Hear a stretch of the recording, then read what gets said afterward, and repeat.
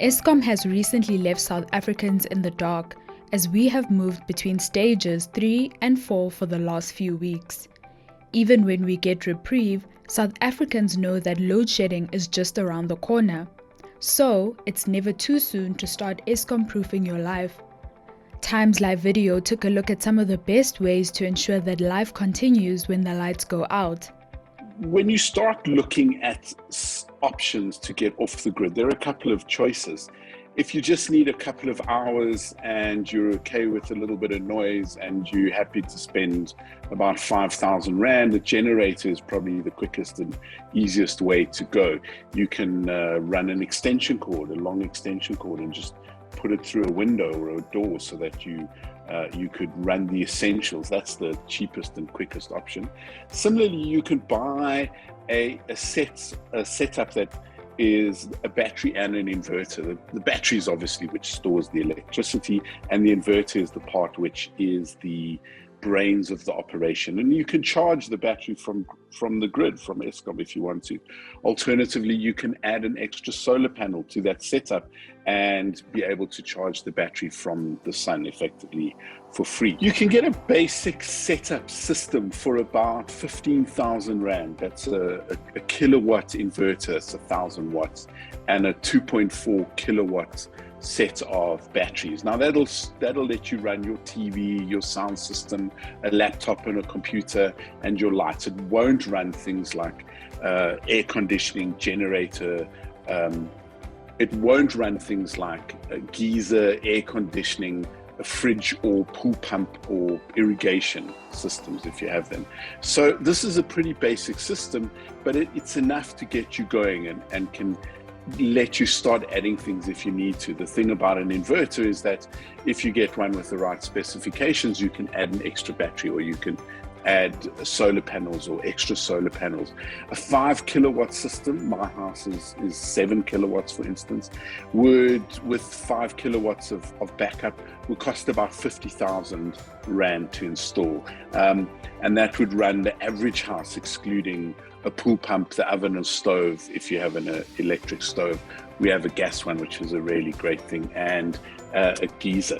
So you could do all of that, starting off at about 50,000 Rand. And of course, those are the kinds of options that people want. Start small and just start adding to it as you need greater and greater capacity. Many people are not sure where to start, but you'll be surprised to find that many hardware stores have started stocking devices that you can use to counter power outages. Various devices that people are using as an alternative to electricity. Obviously, we are just come out of stage 4, and these have been a bit of a lifesaver for everybody. They are, let me open this properly, switch, emergency lights.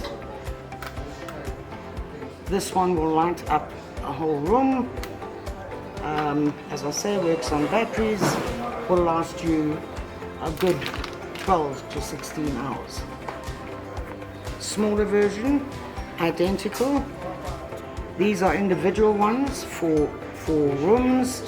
A lot of people, it has double-sided tape on it. You can stick it onto your door frames, and these light up a single room. A lot of people buy 5 or 6 and put them around the house. The house is then fully lit for the duration of the outage. We also have rechargeable globes.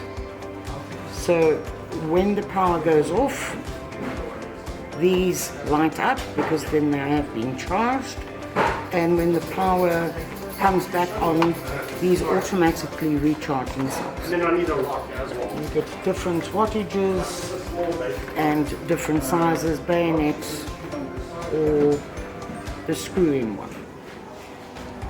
The other thing that it gets used a lot is something like that, which is a surge protection, because what happens is when the lights go off, everything shuts down. When it comes up, all our appliances take strain. It's better to use a surge protector on your appliances so that you don't damage things like washing machines and fridges, etc. This is an inverter. It's an alternative to a generator. A lot of people don't enjoy a generator. You've got to start it, it's got to be full of fuel, and it makes a noise. The inverter is, when it's fully charged, see this one is not fully charged at the moment. When it's fully charged, you can plug your TV in, your PC, your cell phone, your television, which I said, and perhaps 1 or 2 lamps. When the power comes back on, you recharge it and put your devices back in the original electrical sockets. The price range on an inverter is between 9 and 12,000 rand. They're not cheap, but they are fully portable and easy to use for women. With many more people working from home due to COVID restrictions, we rely heavily on there being power in order to power our devices and to stay connected. So when deciding on how to configure your home setup, I mean, if you do your whole house, then it doesn't really matter because your DB board will be configured correctly. But if you're going to set up a small inverter or a small system at home, my advice is generally do it where the internet router is. And that's very often where the television is. Generally, I say to people, wherever the router is, that's where you want power. But you can always run an extension cord. You know, they're not very sightly, but you can roll it up afterwards. You get, decent ones. I've seen pretty good prices at Leroy Merlin, and you can roll them up and pull them back in, and that's what you can get by on. So most people want access to the internet. If it's not, they want to be able to watch television, the DSTV decoder and the television. Depending on what power alternative you choose, you may be required to make some changes to your home.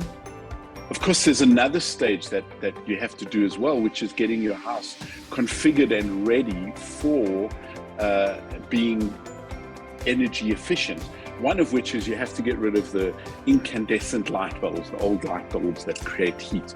Even the CFC ones, kind of funny squirrely ones that look like mini neon tubes, those are not great in terms of any energy efficiency. So you need an LED lighting setup, and that's those lights themselves can be quite expensive. If you've got downlighters, you have to take off the transformer.